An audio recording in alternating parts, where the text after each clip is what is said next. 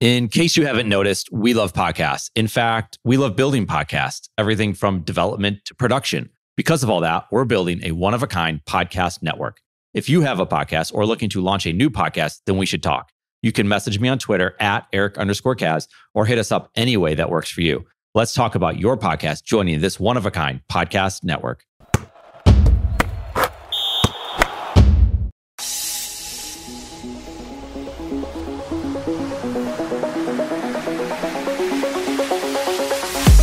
Hello, everyone, and welcome to From the Players podcast, where I am here for all of you past, present, and future players. This is a place where we keep it real and hear from athletes on who they are beneath the jersey and off the field. Without further ado, I am Sydney Supley. I am your host. From the Players is presented by Sports Entrepreneur and part of the Kaz Source Podcast Network. You all, this podcast is so powerful. I had to take a minute after recording this because it was truly so special, and I am thrilled for you all to hear from Oklahoma Sooners two-time national champion Jayda Coleman. But truthfully, this podcast is a testimony on how there is so much more than what meets the eye to a person. For years, people have been falling in love with the Coleman energy that Jayda brings to the field, but I cannot wait for you all to fall even deeper in love with the Jayda off the field that comes out in this podcast. Welcome back to From the Players. I am your host, Sydney Supley, and I am so excited to welcome a very special guest with us. We have two-time national champion and All-American Oklahoma Sooners, Jayda Coleman. Thank you so much for joining the podcast today. I'm excited. Thank you for having me. Absolutely. I mean, it is my pleasure. I have been playing against you on the diamond for a few years, but just really like watching you play and grow up. And I have to say, there's one thing I have always loved about your game, and that is your passion. Like, it is on the next level. And I'm not just talking like your Sports Center, ESPN, like robbing home runs, but you're out there, you're screaming, you're excited. And like, where do you get this passion from? I don't know. I think I truly, when I got to college, I fell in love with the game, obviously. I think I lost it a little bit when I was in high school, just because you're just kind of doing the same thing over and over. And just trying to chase for a national championship obviously gets me fired up. But most importantly, the girls on my team. Yeah. I mean, I would ride or die for those girls. I would run through a brick wall for Jordy Ball or any of our pitchers. But I get that passion because of them. And I honestly, truly want to see them succeed because we're in practice and I see how hard they work. Honestly, we're the only ones that know the crap that we go through. I mean, this life is really, really hard. I don't think a lot of people see what's going on after the game, before the game, in between the weeks, during class. And we see that for each other. So like when I see someone make a great play, I'm like, let's freaking go. Like, yes. It's all worth it. It's all worth it at the end. So I think that's where really I get my passion from, is just, honestly, I do it for my teammates. And I actually truly love all my teammates. Yeah. I love that so much. And I actually want to ask you a little bit more about that high school time because, you know, obviously like younger girls, they see you and you're living this perfect life in a lot of their eyes. And to know that somebody they look up to maybe didn't love the game at all points, like how are you able to work your way through that and just stick with the game during those times? Yeah, it was really difficult. I got my first offer in the summer of my 6th grade year. Back then, there wasn't rules. So I was literally going on visits to the University of Florida, Oklahoma, Texas in the 7th grade. So I was going to Florida like, oh yeah, I really like the colors. But like, what is the passing period time? Like, cause I was in middle school, you had like 5 minutes to get to your next class. I actually asked him on that. I was like, so what's the, like passing periods? And he was like, what do you mean? I was like, how much time do you have between classes? And he's like, oh no, like you just have classes and you just go to class. Like you have an hour and a half. You're like, whatever. But it was difficult because I was so young. I didn't know really what was going on. I was just kind of going with my gut and like trusting my parents. But in high school, I mean, they have rankings when you're a freshman in high school. You're 15 years old and they're ranking you number 1 in the nation, which I was proud of at the time, but I didn't realize how much pressure that would have on me my sophomore, junior year, also playing on the USA team. Every time I went out and played, there was people saying, you're never going to be a left-handed shortstop. You're never going to make it. And like, I was 15 years old hearing that from grown parents. Yeah. And I think not that I fell out of the love with softball. I fell out of love with all the stuff that goes around softball and all the talk and the pressure behind it and the interviews and like that kind of thing. But I never lost the game or the love for the game. It's just all the other stuff that kind of goes around it can get really tough. Absolutely. I mean, similar experience. I committed my 7th grade year, and it's just nuts to think about, the kids we were then and how we had no idea what we were choosing. And I remember seeing you. Obviously, I played for the Bandits, and I remember watching you because I'm left-handed too. I mean, I could never be a shortstop, very much just a pitcher and a first base. But still, like, I love seeing a left hand. And, that's just where I'm sure you just got a glimpse of people trying to put doubt in you, right? Because they were they were jealous.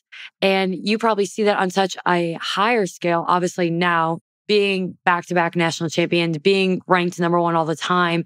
How did those lessons when you were young prepare you for kind of the stage and the platform that you have now that only comes with even more pressure?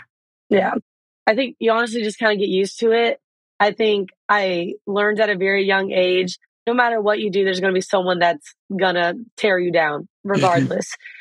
And I actually kind of run into that stuff now. I think sometimes I push people the wrong way when I'm so passionate and I'm always yelling. And I can tell some players are like, ugh, like, why does she act like that? And like, whatever. I'm like, I just do me. And like, regardless, if I do me, someone's not going to like it. If I don't do me, then my coach is not going to like it. So it's like, I might as well just do whatever my heart feels. As long as I'm not being disrespectful to anybody, like, it's just all in love of the game. And I think I just learned at a very young age, like, just be you. And 90% of the time, people are going to love it. And the that are in your circle are going to tell you the truth when you're being out of line and when they think that it's right. And I think that's what I learned is the people in my circle will tell me, hey, Jayda, like, not that. Don't act that way or whatever. Or, Jayda, you're doing good. Like, little girls need to see that you can show passion, you can show emotion. You can act like every other guy. Yes. Why do we have to act like ladies on the field? We're all athletes. Absolutely. So that's a whole nother controversy I can get into about how guys act on the field, how I act on the field. But all in all, I just got to be me. And regardless, at the end of the day, if I feel like I'm doing what's right, then that's what's right. I had such a good conversation with Kiki Malloy from Tennessee last weekend on that same thing, because, she's called crazy and how, she needs to act more like a lady, which it's such a double standard. Oh, yeah. Absolutely. But, I want to talk too about your time at Oklahoma. Obviously, you guys have built this legacy in the making. And, I have a ton of respect for your program specifically because, I'm taught by Michelle Gascoigne-Smith, who is a former alum, helped you guys win 2013. And kind of what would you say the secret is to like what you guys are building? How are you guys so competitive year after year? I don't know. I guess Coach Gaston just has her ways. A lot of people talk about championship mindset, and it really, I don't know if I would say championship mindset, but it is the mindset that we come every single day. And I think the biggest thing for our team is we know we can't give 100% every single day. There's a lot of times I come into practice and I only got 10%. Oh my guys, I don't have it today.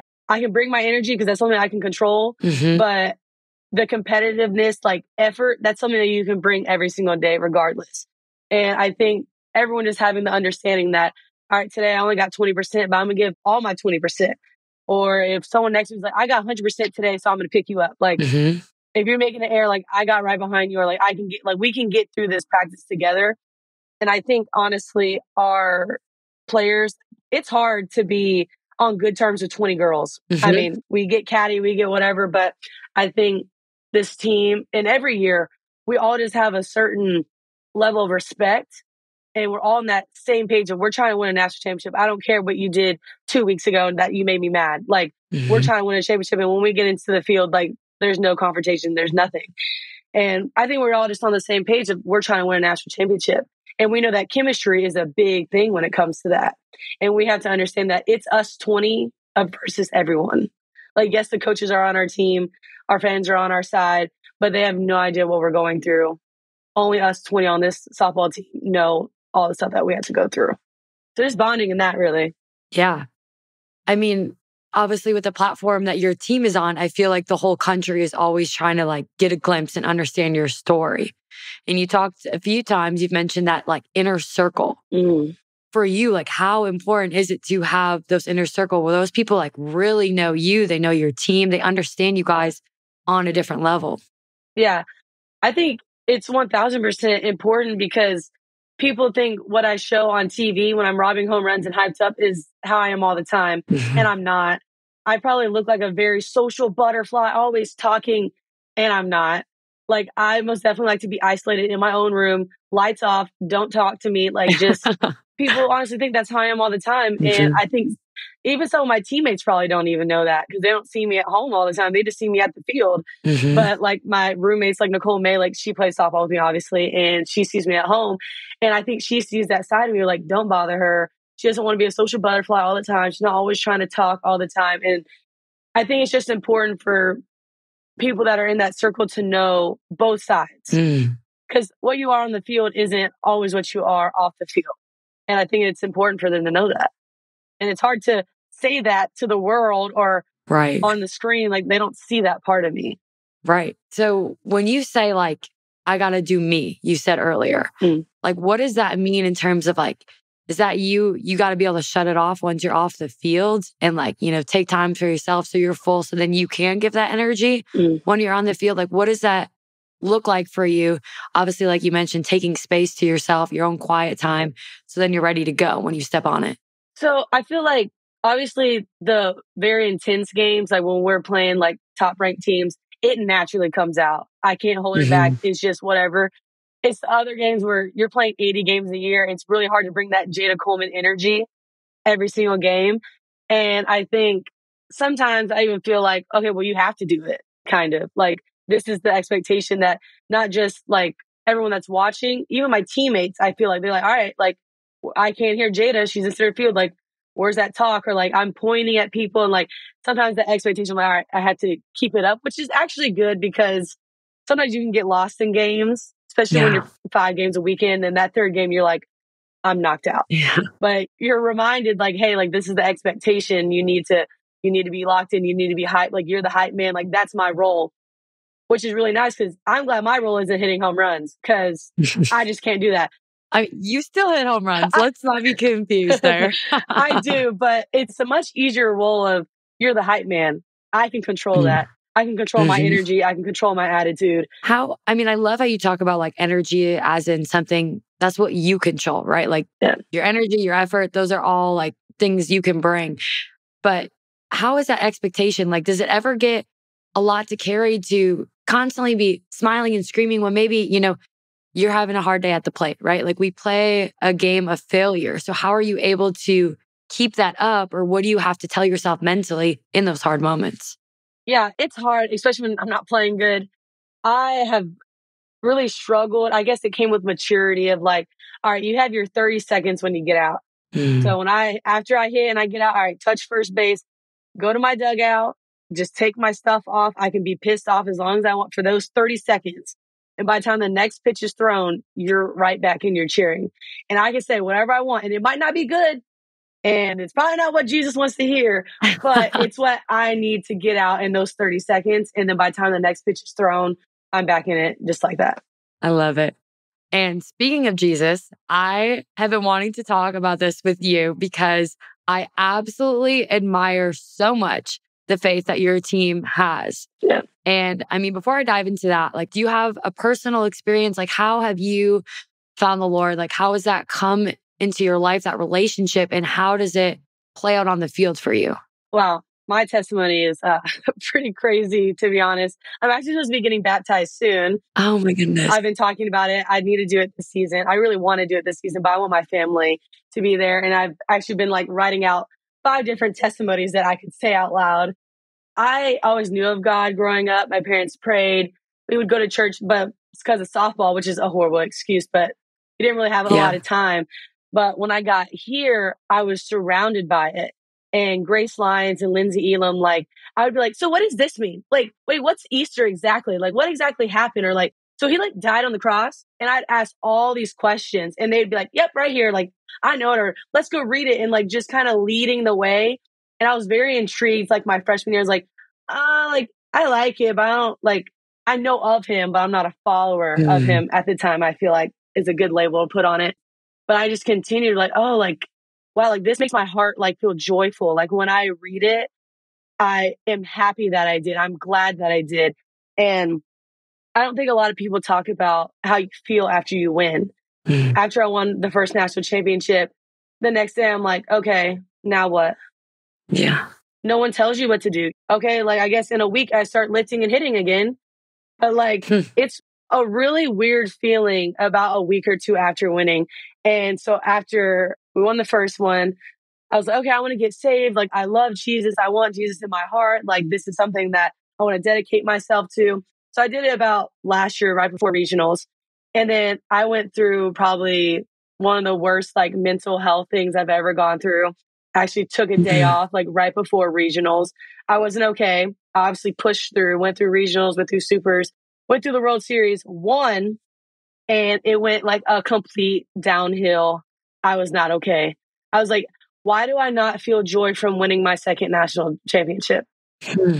And it was a weird feeling like, why am I not so happy? Why am I like not just full with joy? And it's like these worldly things, these worldly customs that we think that will bring us joy.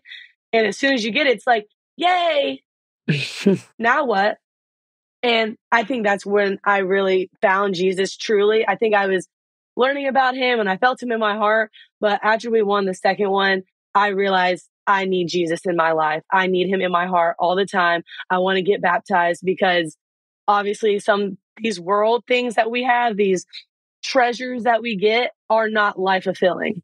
But Jesus is fulfilling for me. And that is something that brings me joy every single day. And like when I read my Bible, like that makes me happy. Yeah. But no one really talks about how to feel after you win. Like for real. It's crazy.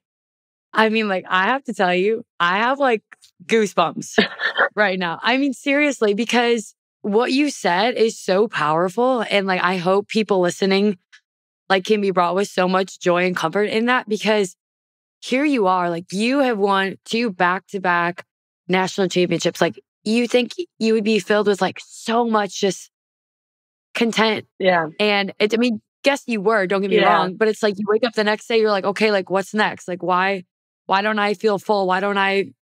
Because like it's not possible, right? Like the only thing that can fill you is God and his faith. And, you know, I haven't had a chance to talk about, you know, my faith on this podcast. So I'm so happy that you were able to just bring light to that, because I think as athletes, it's so hard to see who we are on the field as like our entire identity. And especially when you get into college athletics. I mean, it is so scary. And it's like all of a sudden your identity is whatever your outcome is in your sport. And that's the only way you can see yourself. And even when you're you and you're succeeding in your sport, it's still not enough that at the end of the day, when you go home or when your sport's finished, you're like, I'm still missing something. And that's like his love, his grace, his beauty. Yes.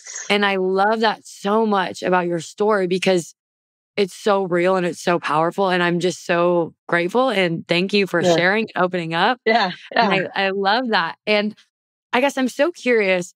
So your team, it seems like so many people have these strong faiths, and I'm always seeing baptized and all these people and all these beautiful things. Like, do people come in with a lot of strong faith, or is it something that's really just inspired because, you know, you have teammates who are preaching the Bible and they're like, what's this light? And I want to join into it. How does that work? Yeah. I mean, I can't speak for everyone, but I know there's been like Quincy just got baptized. I know she knew of God before, but most definitely when she came in here, the community around her is what brought her to Jesus and to realize that. And I think that's the bond, like when we were talking earlier, like with teammates, we have a bond that I don't think anyone else can just do that. It has to be heartfelt. And I think that's what honestly makes us stronger. And I wouldn't say like, not our whole team believes in Christ. But even when we do talk about Christ and like playing free, like it's already written, they can still take that as, okay, like I don't believe in Christ, but it's going to happen. You know what I mean? And I think we don't pressure people into like, oh, you need to get baptized, or, oh, you need to come to this Bible study. But I think when a lot of people are doing it, and like when like we have talks like this with our teammates all the time, and I'm telling my testimony and my story, I think they get moved to where like, wait, maybe that's what I'm missing. Like I feel that emptiness sometimes, even when I am playing good or when I'm really playing bad, like I really feel that emptiness. So hearing other people's testimonies and like when we just have Bible studies and we're like, hey, just like come, like, I mean, you don't have to get your own Bible, whatever, but just come and listen. Like maybe something will speak out to you. And then that's just how it starts. And it's just like a whole domino effect of, wow, like maybe that's what I'm missing. And then they just kind of like, oh, well, maybe I'll just get a Bible and I'll just kind of read. And then it just goes and goes. And then someone gets baptized. And we're like, yay, Jesus won today. Yes, I love that. I'm fortunate. I lead our team Bible studies, and it's so true. Where it's like, you don't have to come and just be a believer, but it's like a way of life that I think, even if you're not going to connect it exactly to faith, but you learn to love others and to give people grace. Like there's so many things you can still take away from it. Yeah. And so I'm so curious now, right? Like you win your second national championship and you come to this conclusion where you don't feel absolutely fulfilled. And, you know, now you tell me you want to be baptized soon. You seem like you've really found the Lord within softball. How has that been different for you this season? Oh, it's a complete game changer. I mean, I've struggled with like anxiety and depression, especially in years before, just because of, I don't know if you want to say pressure, but just the life that we live. Yeah. And this year, I have no anxiety. I'm like, it's all in his hands. And like, obviously I still struggle. There's times where I'm going to bed at night and I'm like, oh my God, like I need to do this or I need to be watching film or like what I need to do tomorrow. Like, I'm like, stop, Jayda. It's just give it to him. Stop. Jesus loves you. I say these things over and over in my head until I fall asleep.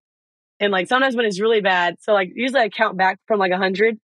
And then like, if that doesn't work, I'm like, all right, Jesus loves you. Jesus loves you. Jesus loves you. And like, that is what's helped me.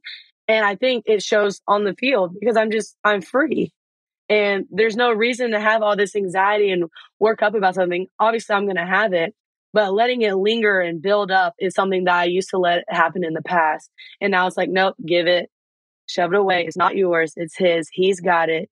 Just trust him, which is probably one of the hardest parts about your faith is your faith and just trusting and just knowing that he has this bigger plan. And like, you are just seeing something so small that's right in front of you. And you have no idea this huge thing that he is creating for you. And that's what really gives me peace in my heart and in my mind is that there's no reason to worry and have this anxiety about this kind of stuff. You have such a beautiful heart. Like I can see him working through you and I love it so much. And I hope everyone can hear it and feel it as well. Yes, thank you. Yes, of course. Oh my goodness. Just letting go of that control. That is key. So obviously now, you know, you guys are killing it this season. And one thing I want to talk about is you guys go from number 1 to number 2. I don't know if that even phased you, but it's obviously the first time that happened in a long time. And then you guys come out and you have an absolute like statement win versus UCLA. Like that was unreal. And I want to get a little bit into that game of kind of like what your guys' thoughts were behind that. But also, I want to take a second to recognize how cool it was, just the atmosphere. Like we walked and we saw the crowd. It was nuts. Yeah. And not to mention you guys are MLB Network. Like it's shout out to the sport that's growing. Yes. That's so incredible. And I love hearing it so much. But without further ado, please talk me through all of those things within that game. So it's kind of weird. Like when people are like, oh, like they were just so mad about Baylor that they just came out and wanted to put it on UCLA. And I can't speak for the whole team, but for me, I'm like, we just went and just played our game. Like, I think a lot of like the fans, like they try to hype it up and I get it, but I'm like, we're not mad. Like it's a game. We lost. Like, yes, it sucks. We don't want to lose, but like the next day it's over with. We lost to Baylor. It's fine. Like go to the next game. And like they say like, oh, y'all put it on Baylor or you put it on UCLA because y'all lost to Baylor. I'm like, no, we just played our game. And we just play like how we always play. Sometimes it works and sometimes it doesn't. Sometimes you're on and sometimes you're off. So I just think that that's funny. But what's crazy is how fast this game is growing. And it's crazy to look at like just the past 2 years, like being a part of greatness and being a part of something that is so much bigger than me and that is growing at a rapid speed. And to just see these little girls like I don't like to see like the attention on me, but these girls love us. They want to be us. Like, and you see like little boys now. I have boys asking for my autograph, and I'm like, "Do you play baseball?" And they're like, "Yeah." And I'm like, "Are you a sister?" And he's like, "No, I'm just here with my dad." I'm like, "That is freaking legit." Because usually Yes. the brother's just there because he got pulled along and he had to go to the softball game. But now we're having 12-year-old, 14-year-old boys that play baseball and are just coming to softball games, which I just think I'm like, right on. I love that. And it's so powerful to be a part of something that is truly growing. Even just being alongside like Jocelyn Allo, she grew the sport. She really did. And just representing everything that she did for Hawaii, like Odyssey Alexander, like just watching her and everything that she did for the sport, I think it just makes everyone just want to continue that in whatever way that they can, which mine might be energy, bringing passion to the game. If that's what's going to grow the game, that's what I'm going to do. It's just crazy to think about like all those people watching. I'm like, can you build a new stadium? Oh, obviously these I people are know. coming. Yes. That's a whole nother topic I can get into of them needing to build stuff and it needs to be in a hurry and the marketing. I'm like, y'all need to get on this like ASAP. I love that. You have a new stadium coming out soon, correct? Yes, finally. Okay. And that will be done next year or what's the timing of that? Yeah, I think I'll be able to play in it next year. So amazing. I was my 7th grade year. I remember coach saying, yeah, we're getting a field soon.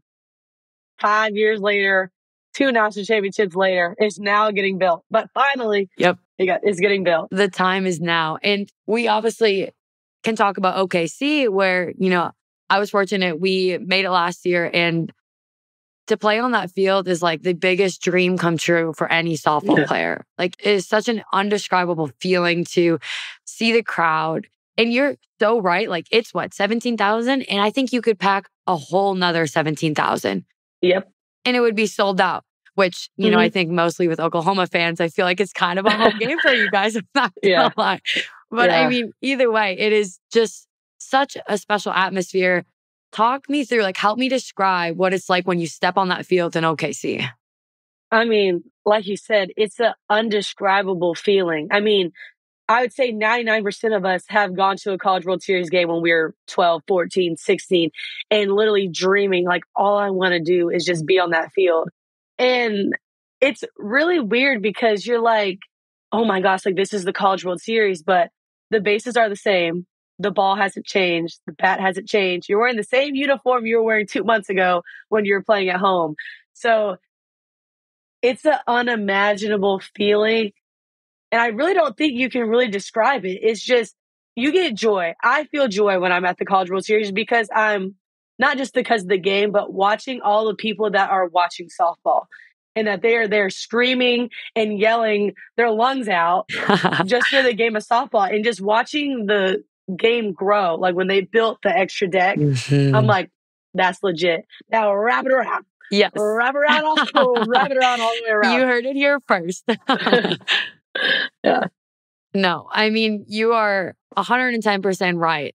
It's so much bigger than us. It's, about the next generation. It's like we feel spoiled and we feel so blessed in what we've been able to experience because even 5 years ago, right? Like we're experiencing something on such a bigger stage. And it's like, I just wanted to keep growing because people fall in love with the sport. But what people fall in love with is like how people like you play.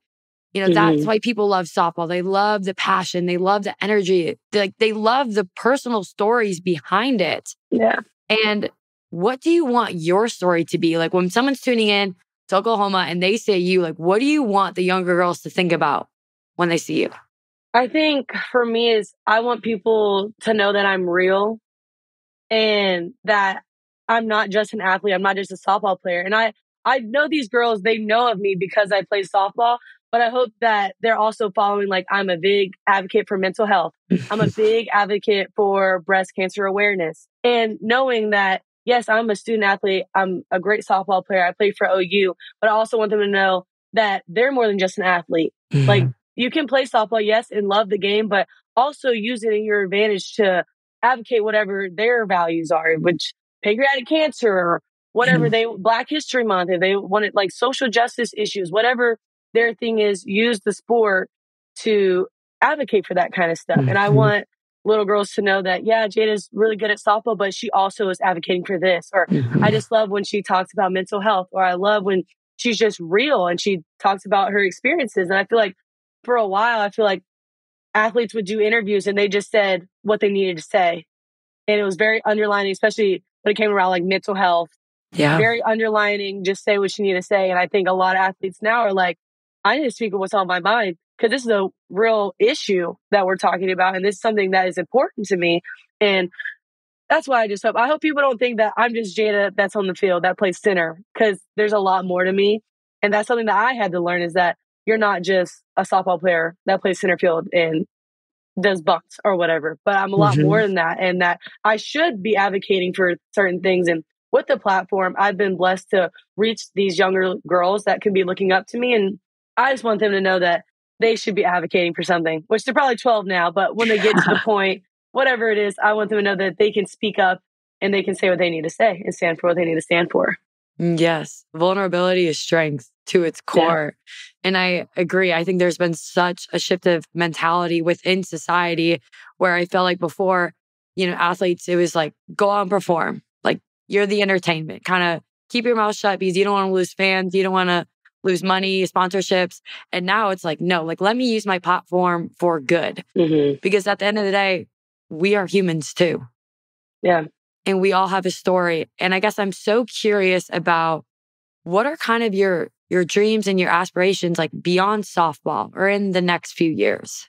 Yeah. I mean, that's something I've been reflecting on, like literally like now, past couple months. I'm in my junior year of college. And I'm like, okay, I finally come to the conclusion that I'm more than just a softball player, but like, now what do you want to do? So I'm not sure. I thought about maybe like being like a representative and like getting female athletes NIL money, like doing those type of things, which I could see me doing, but I don't know why, but for the longest time, my dream has always been an elementary school teacher. I love kids. I just think they're just so funny and they're just so lighthearted. And just for the past 15 years, I feel like my life has not been lighthearted and easy and just fun and bubbly. And so just a change of pace of just being an elementary school teacher has been on my heart for the longest time. I was also in a PALS class. It's called PALS in high school, where I like did like the Special Olympics with like the special needs kids. And I absolutely loved it. And I feel so much joy because I just know like those type of people, like they don't know that you have money. They don't know who you are. They didn't know I was Jayda Coleman in high school. Like they didn't know the background to it. They just felt with their heart. And I just really love doing stuff like that. I love kids and I love just to be in that kind of environment. It's just so lighthearted and it's so bubbly. I love that. And I could absolutely see you 110% succeeding in that and being amazing and touching so many people's lives. And I have to tell you, again, I played against you for years, but getting to know you on a deeper level, like you are such a special person on the inside out. And I know you talk about like, I want people to know Jayda Coleman off the field. Yeah. And I feel like people truly got a glimpse of that today. And honestly, I could talk to you for so many more hours and ask you. I was like, please go in depth on everything you were saying. So maybe we'll have to have you back on. But it has been such a pleasure. I cannot thank you enough for just who you are for the sport. But also, like you said, you're so much more than that. You're raising awareness. You're truly using your platform for good to express faith, mental health, and so much else. Like, if no one told you today, like you are beautiful for who you are, not as a softball player. Yes. And I'm so blessed to know you and for this time with you. And thank you so much for coming on From the Players Podcast. Thank you so much. I'm so glad you're doing this. This is literally awesome that you're doing this and just kind of getting the inside scoop. And I think it's great what you're doing. I really do. Thank you. I have to say, it has been so rewarding. Like, I've had this dream for a while and I'm a senior now. I'm like, well, if I'm going to do it, I'm going to do it now. Yeah. And I was so like, I wonder how the outreach is going to be. And the amount of softball players that I reached out to, it's like within a few minutes, like you were like, yes. And I think that speaks volume to who the women in our sport are. Yeah. Like they're like, I will, we have crazy lives, but everyone's like, no, I will give my time because like, I want to share my story and I want to help younger girls. And that's what's so special about, I truly believe, women in sport. And so I'm so excited to have all these conversations with people like you and for people to keep tuning in. And hopefully there's more and more to come. Yes, I hope so too. That's awesome what you're doing. Awesome. Well, thank you. And I will actually see you in like 2 weekends. Yeah. Wow. crazy. We will see you in 2 weekends. It's crazy. Awesome. Well, thank you so much, Jayda. Again, I really appreciate your time. You don't love me anymore.